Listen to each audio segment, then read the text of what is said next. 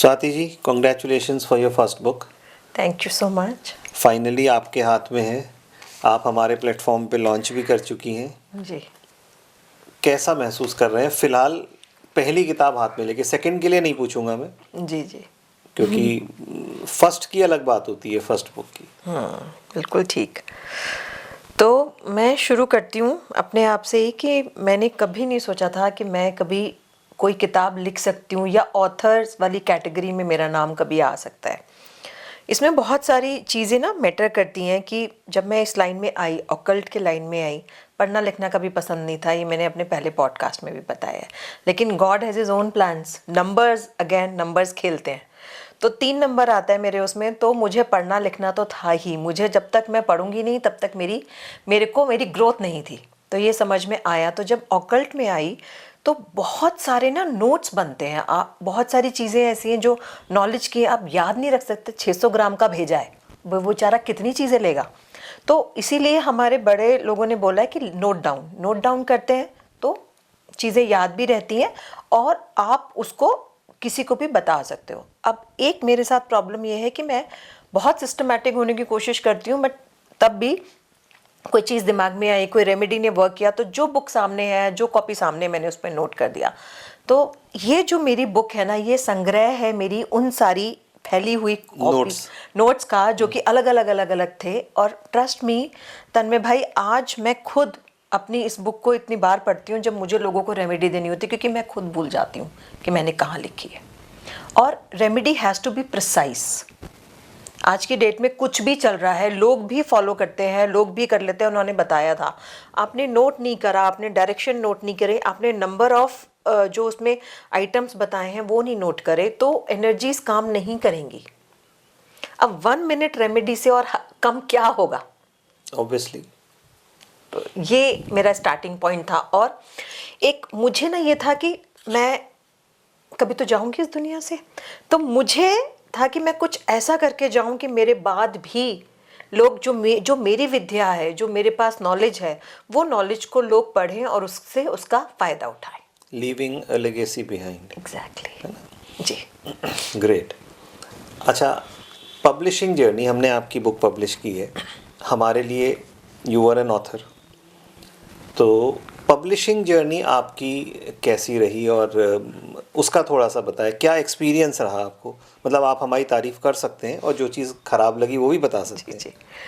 तो देखिए, मेरे लिए भी ये फर्स्ट एक्सपीरियंस था, मुझे भी आइडिया नहीं है। लेकिन हाँ, लोगों से मैंने सुना था कि बुक पब्लिश करने में बहुत दिक्कतें आती हैं और लोग समझते नहीं हैं। पेपर का प्रॉब्लम, पेज का प्रॉब्लम, जो आपका कंटेंट होता है उसका प्रॉब्लम।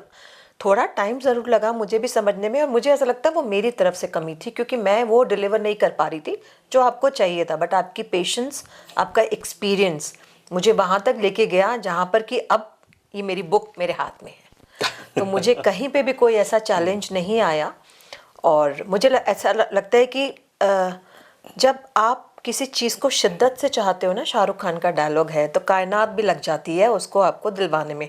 तो मेरे साथ कुछ ऐसे ही हुआ कि मैं शुरू से चाहती थी कि कुछ ऐसा करना है मुझे, तो वो शायद आपके ही द्वारा होना था और ये आज मेरे हाथ में है। चलो, दैट इज़ नाइस। और अच्छा लगता है सुन के कि अगर अपने ऑथर संतुष्ट हैं, डेफिनेटली। तो अब बुक आपके हाथ में आ गई, आगे के प्लान्स फॉर द बुक? तो मैं ये चाहती हूँ कि मैक्सिमम लोग इस बुक को पढ़ें। अमेज़ॉन पे ये अवेलेबल है। मैं इंस्टा पे भी हूँ, इंस्टा पे आप मेरे से कनेक्ट कर सकते हैं अगर किसी को बुक चाहिए, आई कैन डिलीवर। और इस बुक का एक मतलब बुक्स का मुझे ऐसा लगता है सबसे ज़्यादा बेनिफिट ये है कि आज हम डिजिटल एरा में जी रहे हैं जहाँ पे हर चीज़ का जवाब हम गूगल पे ढूंढते हैं, ठीक है। लेकिन कभी हम ऐसी भी डायरेक्शन में जाते हैं वहाँ पर नहीं होता नेटवर्क। तो ये बुक जो है वो उस समय आपको वो गाइडलाइंस देगी, वो लाइट देगी जो कि शायद आपको कहीं और नहीं मिलेगी। और इसमें इतनी इजी रेमेडीज हैं रिलेटेड टू योर लाइफ, चाहे नो मैटर व्हाट, चाहे आपकी करियर हो, आपकी लव लाइफ हो, आपकी हेल्थ हो, आपके बच्चे हों, कुछ भी, आप you just name it and it is there. Okay. जब से ये बुक आई है आपने लॉन्च भी की है, मेरे ख्याल से शायद 2 बार हम उसको लॉन्च भी कर चुके हैं। जी बुक एज अ प्रोडक्ट, जब हमने इनिशियली बात की थी तो मैंने आपको शायद बताया भी था कि book is a wonderful tool for your personal branding, जी है ना। वहीं से जर्नी स्टार्ट हुई थी। अब इस बुक को आने के बाद मेरे ख्याल से 6 महीने से ऊपर तो हो ही गए हैं, आपको क्या फ़र्क लगा आपकी प्रोफेशनल लाइफ में? मतलब लगा, नहीं लगा, या जैसे हम इसको लेकर चल रहे थे it's a tool for your personal branding, तो कहीं दो, मैं ये तो नहीं कहूँगा 6 महीने में कोई मिरेकल्स हो जाते हैं, बट कुछ फ़र्क आपको लगा हो इस टूल के आने के बाद? तो सबसे बड़ा जो मुझे फ़र्क लगा वो लोगों की ना आंखों में लगा। देखिए आप ये बोलोगे, लोग बोलते हैं कि हमें किसी से फ़र्क नहीं पड़ता, बट ट्रस्ट मी, अगर हम कोई विद्या दे रहे हैं या मैं एस्ट्रोलॉजर हूँ तो लोग मेरे बारे में क्या सोचते हैं वो बहुत इंपॉर्टेंट है। वर्ड ऑफ माउथ ही चलता है। आप कितनी भी पब्लिसिटी कर लीजिए, कितना भी अपने आप को प्रमोट कर लीजिए, लेकिन जब एक बंदा दूसरे बंदे से बोलता है ना कि हाँ भाई ये चीज़ अच्छी है, तो वो ज़्यादा इफ़ेक्टिव होती है। और ये बहुत ही पुरानी एक वो है हमारी पब्लिसिटी वो है जो कि हमारे पूर्वजों से चली चली आ रही है। तो अब जब मैं बोलती हूँ कि मैंने बुक लिखी है या मेरी बुक है, तो लोगों का सोचने का नज़रिया और एक ऑथेंटिसिटी, क्योंकि बुक हर किसी की नहीं आती है। बुक उन्हीं लोगों की आती है जो अपने ऊपर ट्रस्ट करते हैं और जिन्हें अपने वर्ड्स पे भरोसा होता है। मुझे अपनी रेमेडीज़ पे 100% भरोसा है और मेरे पास टेस्टिमनीज़ हैं उसकी, तो लेकिन उससे फ़र्क नहीं पड़ता ना। लेकिन जब मैंने उनको इसमें नोट डाउन किया, जब मेरी ये पब्लिश हुई और लोगों ने उनको पढ़ा और उसको किया, तो वो एक इम्पैक्ट ना बिल्कुल अलग काम करता है। यानी फ़र्क पड़ा प्रोफेशनली? बिल्कुल बिल्कुल बिल्कुल पॉजिटिव, बहुत ज़्यादा पॉजिटिव। मुझे अपने आप को भी बहुत अच्छा लगा।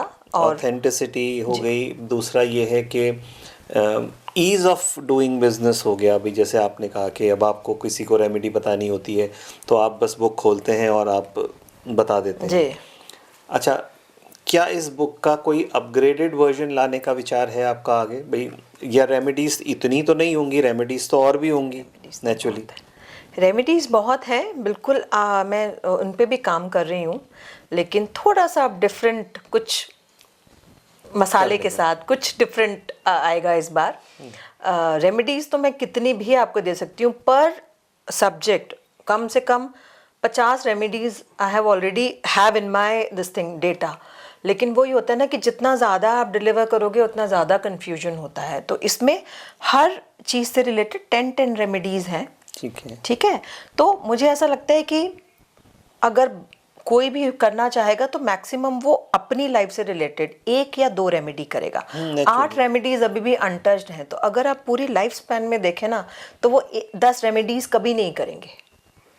तो ये वाली जो रेमेडीज है वो बहुत श्योर शॉट है। बाकी मेरा इसके अलावा मैं एक और बुक पे काम कर रही हूँ, तो वो भी आएगी जल्दी, लेकिन वो इससे रेमेडीज से रिलेटेड नहीं है।